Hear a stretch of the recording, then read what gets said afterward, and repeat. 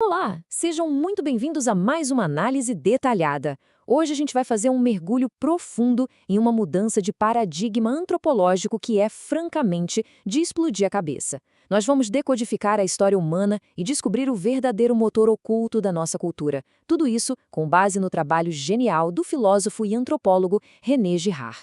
Para a gente entender toda essa teoria, o nosso roteiro de hoje vai passar por 6 pontos essenciais. A gente começa entendendo o que é o desejo mimético e a origem da violência, depois passamos pelo mecanismo do bode expiatório e o enigma dos mitos, até finalmente chegar na revelação bíblica e na desconstrução de tudo isso com a vitória da cruz. Todos os insights que a gente vai explorar hoje saem direto deste livro fascinante, Eu Vejo Satanás Cair como Relâmpago. É como se o Girard fosse um detetive investigando textos muito antigos para revelar como a cultura humana realmente se formou lá no começo.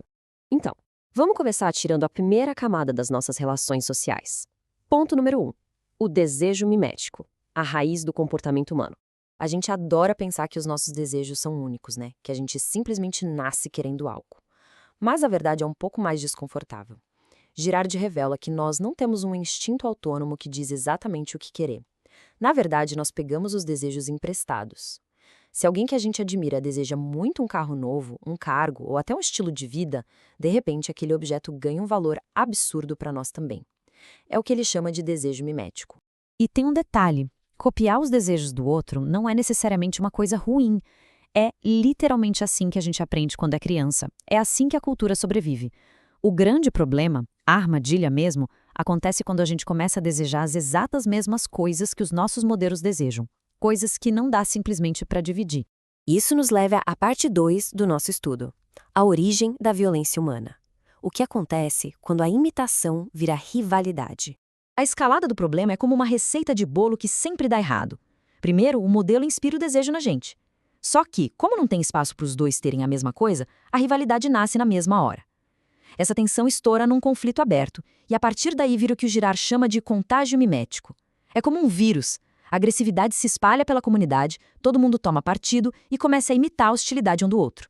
No meio dessa confusão toda, surge um conceito-chave, o escândalo. A palavra original lá atrás significava uma pedra de tropeço, um obstáculo. É aquele ponto de ruptura terrível, onde os rivais ficam mas tão obcecados em destruir um ao outro que o objeto original do desejo é até esquecido. A única coisa que importa agora é a rivalidade, criando uma panela de pressão insustentável na sociedade.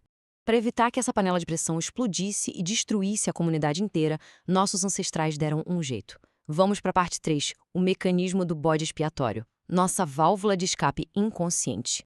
Pensa bem, no auge de uma crise, com o contágio rolando solto e o caos instalado, sabe o que acontece? De forma totalmente inconsciente, toda essa fúria coletiva mira num alvo só.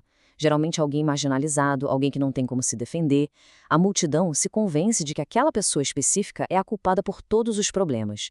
Então eles se unem numa violência unânime contra ela. E o mais bizarro, quando eliminam a vítima, a tensão evapora na hora e uma paz temporária volta a reinar. E aqui o Girard traz uma reinterpretação brilhante dos textos antigos. Ele diz que Satanás não é um monstrinho vermelho com chifres. Na verdade, Satanás é o próprio princípio do contágio mimético. É o poder do sistema de acusar falsamente e linchar alguém para fabricar uma paz ilusória. Só que aí fica a dúvida. Como é que os nossos ancestrais lidavam com a culpa de ter matado alguém inocente? É o que vamos ver na parte 4, o enigma dos mitos. A mitologia resolveu isso com o que a gente pode chamar de uma genialidade super perversa, a dupla transferência. Primeiro, a multidão joga toda a culpa na vítima e diz: nós somos inocentes, ela causou o caos. Mas olha só o pulo do gato. Como a morte dessa pessoa realmente trouxe a paz de volta, a comunidade faz uma segunda transferência. Eles transformam a vítima num deus, passam a adorar aquele que eles mesmos mataram, dizendo que foi a morte daquele deus que salvou todo mundo. É assim que a violência real é escondida debaixo do tapete da mitologia. Durante milhares de anos, esse sistema violento funcionou muito bem, sempre escondido nas sombras. Até que algo mudou. Parte 5. A revelação bíblica, o grande denunciante da história. Essa mudança vira o jogo completamente. Pensa comigo, a mitologia antiga sempre, sem exceção, fica do lado de quem está batendo, do lado da multidão violenta. A vítima é sempre pintada como culpada. Só que os textos bíblicos fazem uma coisa totalmente inédita.